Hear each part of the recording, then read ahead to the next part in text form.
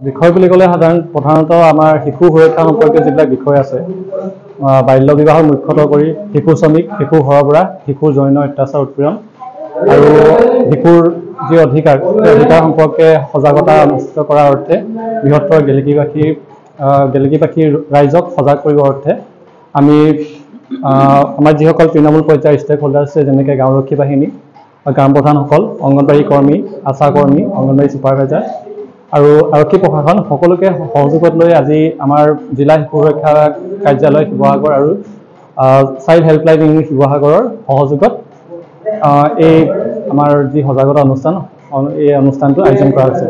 তাৰ প্ৰতি আমি এটা কথা লক্ষ্য ৰাখিছিলোঁ যে বিগত কিছু মাহৰ পৰা এই গেলেকী অঞ্চলত সাধাৰণতে বাল্য বিবাহ, শিশুৰ যি পক্সো কেছেছ, ছেক্সুৱেল এবিউচৰ কেছবিলাক বৰ বেয়াকৈ বৃদ্ধি পাইছে। সেই বৃদ্ধি পোৱাৰ অৰ্থে আমি ভাবিছিলোঁ যে ইয়াতে এটা সজাগতা অনুষ্ঠান আয়োজন কৰিব লাগে, যাতে ইয়াত যিসকল ষ্টেক হোল্ডাৰ আছে, ষ্টেক হোল্ডাৰ্ছবিলাকে গৈ তৃণমূল পৰ্যায়ত আমাৰ যিখিনি মেছেজ আছে, মেছেজখিনি তেওঁলোকে সম্প্ৰসাৰণ কৰি যাতে শিশুসকলে এটা প্ৰত্যেকটিক আমব্ৰেলাৰ অধীনত আনি শিশুসকলক সুৰক্ষা প্ৰদান কৰিব পৰা যায়, তাৰ কাৰণে সজাগতা সভাখন আৰু লগতে প্ৰশিক্ষণ কাৰ্যসূচীটো অনুষ্ঠিত কৰা হৈছিলে। 1098 বুলি কয়। এই 1098টো হৈছে সৰ্বভাৰততে শিশুসকলৰ কাৰণে এটা হেল্পলাইন নাম্বাৰ। শিশুৰ লগত দেখা পোৱা যিকোনো সমস্যা, মানে অলপ আগত যিখিনি মই সমস্যা অৱগত কৰি ল'লোঁ, সেইখিনিৰ উপৰিও শিশুসকলৰ যদি কাউন্সেলিঙৰ প্ৰয়োজন আছে, সেই কাউন্সেলিঙৰ প্ৰয়োজন হ'বৰ কাৰণেও এই 1098ত যোগাযোগ কৰিব পাৰে।